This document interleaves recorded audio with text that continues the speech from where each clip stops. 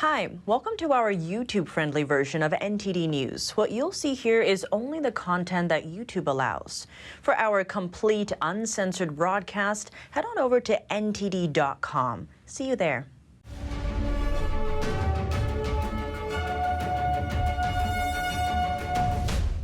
Maine and Canada are bracing for Hurricane Lee, preparing for storm surges and bad weather this weekend. The storm is moving toward the east coast and it's expected to make landfall by Saturday afternoon.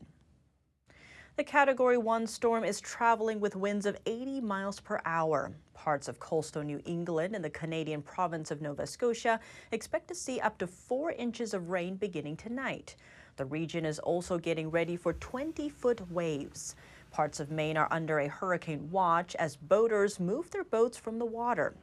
Along with potential flooding, strong winds could also knock out power lines. Hundreds of out-of-state utility workers poured into Maine amid fears of widespread power outages.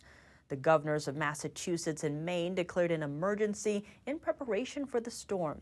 The Boston mayor says the city will have to be ready to deploy flood walls and sandbags if needed. Another House investigation into the Biden administration. The House Oversight Committee announced today it's launching a probe into the response to the Maui wildfires. In a letter to FEMA, lawmakers asked what steps FEMA is taking in Hawaii to avoid recovery issues. Committee Chairman James Comer said that the Biden administration failed to deliver an appropriate response when it mattered most. He went on to say the probe is, quote, to ensure locals are receiving the assistance they need and taxpayer dollars being used effectively. The president and CEO of Hawaiian Electric and other energy officials from Hawaii are also expected to testify before Congress in a separate probe. The first ever strike against Detroit's 3 largest automakers at the same time is taking place right now. President Joe Biden today siding with the union in a strike that could affect the nation's economy. NTD's Arian Pazdar has the details. For the union makes us strong. Hell yeah! The United Autoworkers, or UAW, started the first ever simultaneous strike against Detroit's 3 largest automakers on Friday. The union's president made the announcement shortly before midnight, which is when the contracts between automakers and workers expired. For the first time in our history, we will strike all 3 of the big 3 at once.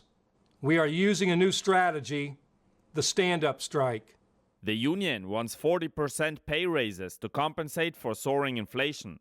Automakers, which include General Motors, Ford, and Stellantis, offered up to 20%, phased in over several years. The union declined. President Biden on Friday siding with the union. Auto companies have seen record profits, including the last few years, because of the extraordinary skill and sacrifices of the UAW workers. But those record profits have not been shared fairly, in my view, with those workers. Record corporate profits, which they have, should be shared by record contracts for the UAW. Biden sent 2 of his top aides to Detroit to get involved in the negotiations. The president and CEO of the U.S. Chamber of Commerce said in a statement on Friday that the UAW strike, and indeed the summer of strikes, is the natural result of the Biden administration's whole-of-government approach to promoting unionization at all costs. A long strike threatens to spread economic turmoil. General Motors CEO Mary Barra says the strike could harm employees, their families, and even the U.S. economy, saying for every General Motors job, there are 6 other jobs in the economy that depend on us running, so we've got to get back to work. Barra praised their offer to increase salaries by 20%, pointing out that the offer also includes world-class healthcare. Meanwhile, Ford has slammed the union's approach, saying they never came back with counter-offers. But supporters of the strike say employees need more to adjust to inflation. They're making record profits. It's about time to reward the very people for the reason they were even able to, again, survive, the Great Recession. About 13,000 employees have stopped working and are on strike at 3 plants in Michigan, Ohio, and Missouri. The union has a strike fund of over $800 million, which can be used to pay the employees while they're absent. Arian Pastar, NTD News. X, formerly known as Twitter, handed over former President Trump's private direct messages to special counsel Jack Smith. Smith had obtained a secret warrant to get these messages as part of his investigation into Trump's challenge to the 2020 election.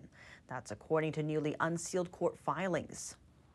X tried to resist and didn't comply with the warrant initially, but a court fined at $350,000 for noncompliance. If X had delayed longer, the fine would have increased to $6 million in a week, $800 million in 2 weeks, and over $100 billion in 3 weeks. X ended up turning over only 32 messages. Prosecutors called it only a minuscule proportion of the total production. X's lawyers expressed concern that Trump might want to assert executive privilege over some of the messages in his account. And Smith is seeking a narrowly tailored gag order to limit the former president's public statements on this case. In court filings released less than an hour ago, the special counsel's office accused Trump of spreading disparaging and inflammatory public posts on Truth Social regarding the citizens of the District of Columbia, the court, prosecutors, and prospective witnesses. It added that those statements undermine public confidence in the judicial system. A spokesperson for the Trump campaign responded to the filing, accusing President Biden and a weaponized DOJ of attempting to deprive President Trump of his First Amendment rights, calling it blatant election interference. Trump is currently the leading Republican candidate in the polls. And speaking of the heated race to the White House, Trump and Florida Governor Ron DeSantis are set to clash at the same event. Who will be the ultimate choice for conservative voters? NTD's Sam Wong brings us more.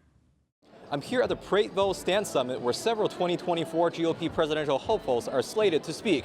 Right now there's a huge crowd gathered behind me, so let's talk to some folks around me and see who will be their ultimate choice for the 2024 presidential election.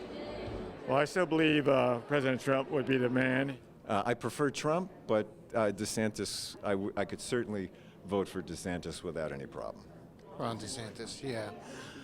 Love what President Trump did. I voted for him 4 years ago, but he's a very divisive personality. The summit is hosted by evangelical think tank the Family Research Council. Both former President Trump and Florida Governor Ron DeSantis will be speaking at the event. As for which one of the two is leading the race, a recent Fox News survey finds that public support for Trump is expanding. He is now standing at 60%, marking a 7% increase from the previous month. DeSantis, on the other hand, is trailing Trump at a mere 13%, a downtick since the GOP presidential debate. Speaking of debate, Sunshine State Republicans are deciding whether to require a loyalty pledge for all candidates attending an upcoming event in Florida. So what makes good leadership in the public's mind? I asked some folks, and here's what they said. DeSantis has a track record of bringing people together. I'm from Florida. I know a lot of people in Florida. Everybody in Florida loves him. We need candidates who are willing to actually talk about the issues that are corroding the fabric of our nation from a cultural, from a moral perspective. As for more updates on the event, former President Trump will be speaking at 9 p.m. later tonight. Reporting from Washington, D.C., Sam Wong, NTD News. Texas AG Ken Paxton could be facing the end of his political career. Republicans in the Texas House say he abused his office. Now, a state Senate jury must decide. NTD's legal correspondent Arlene Richards has the latest. Suspended Texas Attorney General Ken Paxton's political career is on the line. After a 9-day impeachment trial, a Senate jury has begun deliberations to decide whether he should remain in office. Before deliberations kicked off, attorneys for both sides gave closing statements. House Manager Andrew Murr, a Republican, said Paxton's improper relationship with real estate tycoon Nate Paul interfered with his job, and that the relationship caused his most trusted staff to blow the whistle on him. The travesty is that Mr. Paxton's desire to deliver results for Nate Paul eventually tore the office apart. It metastasized and overwhelmed the office. He repeatedly demanded that his top deputies act as Nate Paul's personal lawyers. Paul had accused state and federal agents of illegally obtaining a search warrant against him. Throughout Murr's closing arguments, he said Paxton refused to listen to staff warnings about Nate Paul because of his own distrust of federal law enforcement. But his failed judgment does not excuse his intentional abuse of office. He has betrayed us and the people of Texas, And if he's given the opportunity, he will continue to abuse the power given to him. The defense said Paxton was doing his job and the House didn't have any evidence against him. So what is this case about? It's about nothing. It's about nothing. He said this is a political trial. I would suggest to you this is a political witch hunt. I would suggest to you that this trial has displayed for the country to see a partisan fight within the Republican Party. Let's just call it for what it is. A Republican-led House in May overwhelmingly voted to adopt 20 articles of impeachment presented by a committee. The committee's report included accusations of bribery, retaliation against whistleblowers, and obstruction of justice. The Senate jury now must review 16 of the 20 articles of impeachment. They only need to convict Paxton on one article to remove him from office. If convicted, Paxton will be only the second Texas official removed from office in over 100 years. Tiffany? Tensions rose today in Manhattan over the immigration crisis. Lawmakers tried to address the issue, but they were met with frustrated protesters. NTD's Jason Perry was on the scene. Close the border! Close the border! Representative Alexandria Ocasio-Cortez, along with other lawmakers, addressed the immigration crisis in New York City, but they were quickly disrupted by protesters shouting, "Close the border." Ocasio-Cortez continued speaking outside of Roosevelt Hotel in Manhattan, which has been used to process illegal immigrants. She called for more federal resources to help deal with the crisis and added this. The second is to allow for work authorization so that folks here can get to work and start supporting themselves as soon as possible. And Representative Adriano Espaillat added this.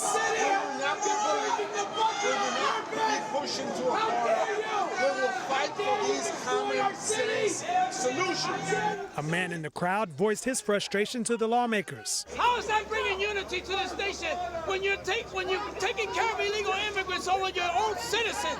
We spoke to some people in the area to see what they think is the solution to the migrant crisis. Close the border. Close the border. It's the only solution. Have them remain in Mexico like the policy was before. Why does my family member have to wait in Colombia when they filed a legal petition and these people are right here on 45th Street? And another man voiced his concern. It's not right. You have to come through the proper channels. There's people that are waiting to get here, and they're skipping the line, and they don't care. We don't know who these people are. They're not vetted. Many of my ex-girlfriends were from other countries. You know what I mean? So this is not about hate. And this man explained that it wasn't fair to the low-income families living in New York City. They have congestion pricing in the city where you're going to have to pay $20 to drive into Manhattan.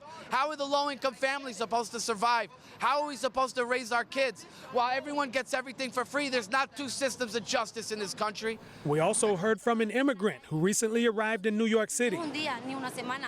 We never imagined, none of the immigrants, that we were going to be received like this. Nonetheless, I am grateful. Protesters and politicians both made their voices heard today. This is clearly an issue that will continue to demand national attention. Jason Perry, NTD News, New York.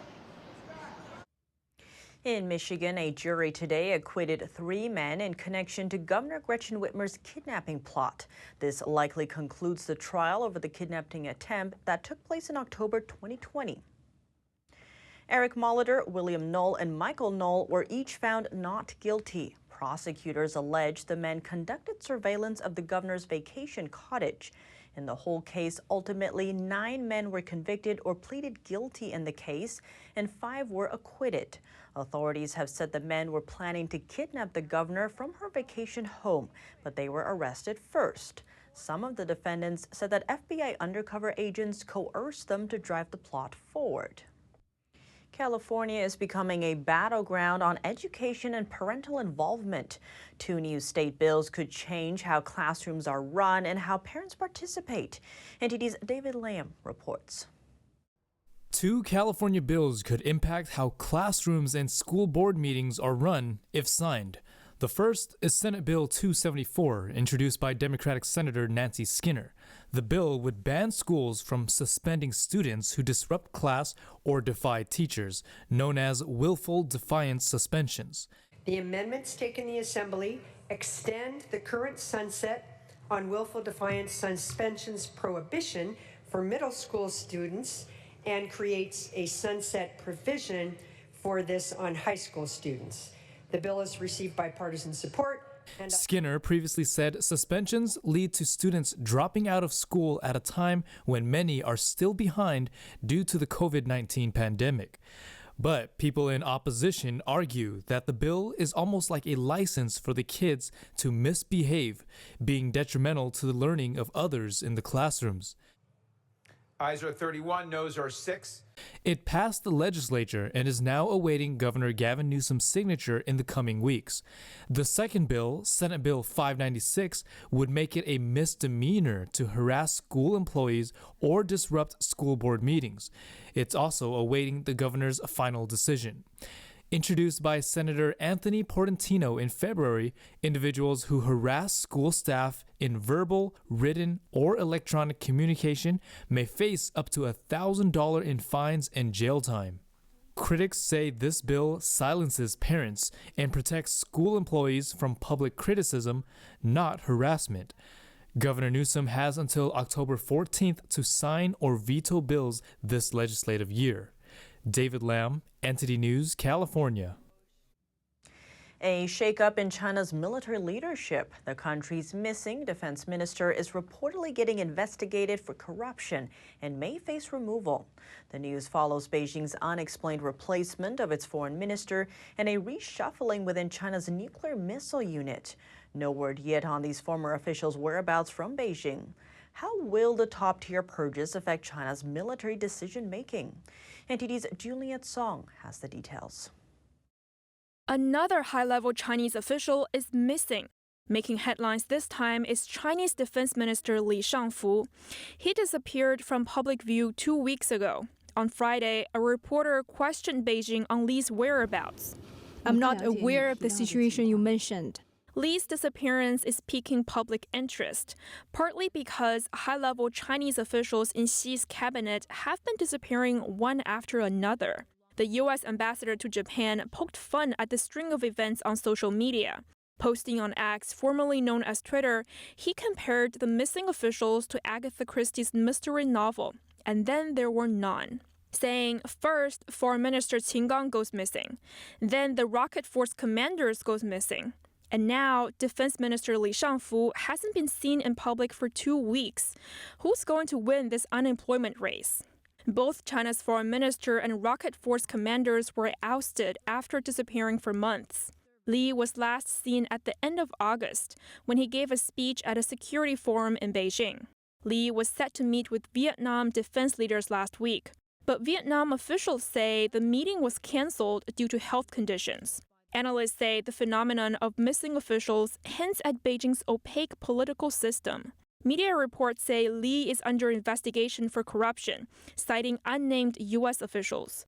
NTD reached out to the State Department for comment but did not hear back before airtime. Washington slapped sanctions on Li in 2018 over China's purchase of Russian weapons. Juliet Song, NTD News.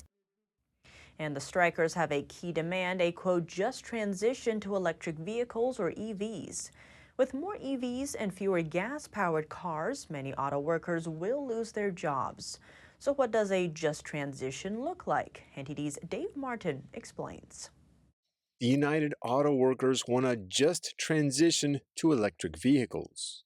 Key demand is job security. Many union members who make gas-powered cars will lose their jobs. So they want Ford, Stellantis, and General Motors to securely shift them into working on EV parts, or even to pay them to do community service. The seismic transition from combustion engine vehicles to electric vehicles would hurt the workers extensively.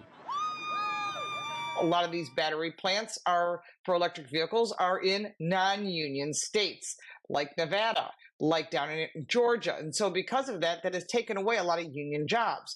Also, a lot of these components are built in other countries, which means obviously no union jobs. But if you look at the bigger picture of an electric vehicle, it uses 40% less people to assemble it because there's less moving parts. Lauren Fix is the founder of Car Coach Reports. She says the United Auto Workers would lose a large portion of its membership in the EV transition. All this despite the fact that it supports the transition. What they really should be asking for is for car manufacturers, and they need to push back on the federal government to say, we still need, you can do your electric vehicles, but we still need gasoline powered, we still need diesel vehicles, because that's where the profits are. EV market share was at 7.1% for the first half of the year. Americans bought nearly 300,000 EVs during the second quarter, a 14% increase from the first quarter. This is Dave Martin for NTD News. For those in the market for a car, how will the strike impact you? We speak to NTD Business's Don Ma for what you need to know. Don Ma, thanks for joining us. Good to have you back on the show. Yeah, always great to be here, Tiffany. To begin, tell us what car buyers or consumers need to look out for. Right, Tiffany. So here's the most important thing. You'll still be able to shop for cars even at Ford, GM, and Stellantis dealers because car dealerships are independent of the companies. So not only will you still be able to shop for cars, the car dealerships still actually have cars to sell for a while, it seems, because most of those dealers have vehicles on hand to sell for weeks. And the current strike plans will impact only some of the car makers' product lines. And the strike's impact will be nothing like the impact the pandemic had on the auto industry. Meanwhile, some car dealerships have already started to make preparations weeks ago when it looked to them that the strike was likely to happen. They stocked up, Tiffany. And so are we going to see cars getting more expensive, or what's a potential fallout here? Yeah. Potentially for some cars, maybe, but for others, no, because not all automakers are facing a strike right now. Actually, not even most of them are facing a strike. For example, Toyota, BMW, Hyundai, Nissan, just to name some, they're still producing vehicles and their workers are not unionized. For now, at least, the strikes are only confined to factories making only a few specific models. But if the strike drags on a long time, prices will start to rise again. But even so, they probably won't reach the levels seen during the computer chip shortage during the pandemic. And what about wait times? Are those going to get longer? Yeah, for some people, yes. Specifically those car buyers who prefer to factory order their new vehicles because strikes are hitting assembly plants, right? So if you're ordering a vehicle that hasn't been built yet, you could be waiting longer. But at the plants where workers aren't out on strike, production will presumably continue. For now, the UAW has called strikes on 3 final assembly plants. That means this strike currently only impacts buyers shopping for those particular models. So if you're in the market for instance, a Ford Bronco, Jeep Wrangler, or GMC Canyon pickup, you should probably get to the dealership soon before inventory start to get really thin in a few weeks. Now, if the UAW calls strikes on plants that build things like engines and transmissions, that would be a bit more disruptive. And expanding on that, what should consumers do if there's a particular model that they just want, but it's not available? Well, if that's the case, there wouldn't be a lot of options. But what I can say is that it pays to be flexible, right? Dealers still have vehicles to sell for a few weeks, but the strikes could go on for a bit, potentially. And when that happens, the choices available will start to dwindle. And as the options dwindle, consumers may have to make some compromises. Well, Don Ma, thank you so much for joining us. Thank you. Speaking of cars, California may not be allowed to implement its zero-emission vehicle mandate. House lawmakers voted to strike it down, and it wasn't just the Republican majority. 8 Democrats agreed. NTD's Jason Blair has the latest. The Preserving Choice in Vehicle Purchases Act passed the House on Thursday with a near-party line vote. The legislation seeks to void regulations in California that would ban the sale of new gasoline-powered vehicles by 2035 in order to fight climate change. The mainly Republican supporters said that California's mandate will have negative economic effects and intrudes on consumers' ability to choose a car that best fits their needs. The mainly Democrat opponents argued that the mandate is needed to combat climate change and reduce pollution, saying the transportation sector is a major contributor to greenhouse gases. Americans can make consumer choices based on their merits and needs, not radical mandates rooted in trying to force Green New Deal directives on families. This bill disregards over 50 years of precedent, erasing decades of progress made by states to protect Americans from dangerous air pollution. According to Representative Cole, 8 other states have already followed suit with California's mandate, with more in line to follow. Reporting in California, Jason Blair, NTD News. Welcome back, and now for your sports news, here's NTD's Dave Martin with a surprising development from last week's World Cup. That's right, Tiff. Team USA men's basketball is now back to #1 in the FIBA World Rankings, despite finishing 4th at the World Cup last week. The Americans moved past Spain to regain the top spot after relinquishing it last November to the Spaniards after a dozen years leading the world. Spain dropped to 2nd, while Germany, which won the World Cup, jumped from 8th to 3rd. The FIBA rankings are updated every few months and take into account the most recent 8 years of results. And in college football news, the Alabama Crimson Tide are making a change at quarterback following their loss to Texas. ESPN is reporting that Tyler Buckner, a sophomore transfer from Notre Dame, will get the start over Jalen Milroe when they play at South Florida on Saturday. Milroe, also a sophomore, started the first 2 games of the season, but threw a pair of interceptions in Alabama's loss to Texas last Saturday. Buckner started Notre Dame's first 2 games last year before getting injured, though he returned for their bowl victory over South Carolina.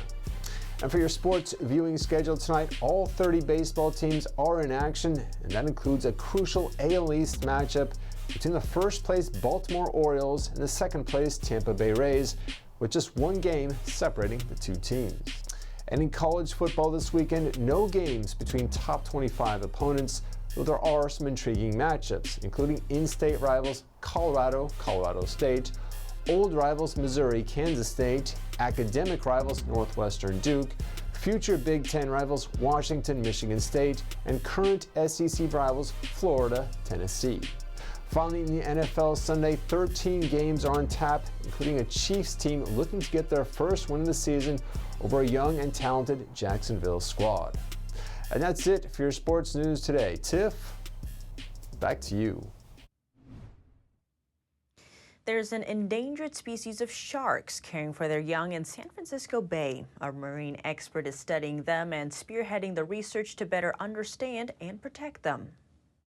With summer in full swing in the San Francisco Bay, Megan Holtz gets out on the water as often as she can. Motoring through tides on frequently foggy early mornings, she and a small crew of researchers navigate to their secret fishing spots to drop anchor, put salmon on hooks, and cast their lines into the bay for their beloved subject, the broad-nosed seven-gill shark. Fish on! This is the only population that we know of that is putting all of their pups in one location in this nursery ground. Now that can be fine, except that they're literally putting all their eggs in one basket. So if something happens to San Francisco Bay, then we might lose an entire cohort of these seven-gill juveniles. The 31-year-old PhD candidate at UC Davis focuses on the broad-nosed seven-gill, which, as its name suggests, has 7 pairs of gill slits as opposed to 5 on most other sharks. Holst said the Bay Area offers a protected habitat with lots of food resources. The apex predator can also be found across the globe, including New Zealand, South Africa, and Argentina. I landed on studying seven-gill sharks because I had a lot of questions and there wasn't as many answers as I was hoping for in the literature when I went to go research them. And that's just part of the scientific process. When you are curious about something and there's not enough information about it, the coolest part about our jobs is that we get to go find the answers to our questions. Scientists are unsure of the species' population numbers, though the International Union for Conservation of Nature describes the species as vulnerable and says the population trend is decreasing based on the last assessment. Holst said in a recent outing this summer, numbers were promising, despite concerns that record rainfall in California this winter and subsequent freshwater runoff into the bay may have affected the ecosystem, including salinity levels. You know you have a healthy ecosystem when you see sharks. Sharks are a really great sign for a healthy, sustainable ecosystem, and they are what keeps our ecosystem in check. But it's hard to say whether or not their actual presence means that things are good in San Francisco Bay. That's going to take a lot more analysis of looking at the blood that we took today, looking at the muscle biopsies that we got, seeing what their toxic contamination levels are, and seeing what other threats they might be facing while they're here. Once the sharks are pulled on board, the team collects blood samples to help look at toxic contamination in the water, muscle biopsy samples to examine the shark's role in the food chain, fin clips for genetic analysis, and length and girth measurements to estimate the age. If you have any news tips or feedback for the show, you can email us at eveningnews@ntd.com. That's all for today's news. Thanks for tuning in. I'm Tiffany Meyer. Good night.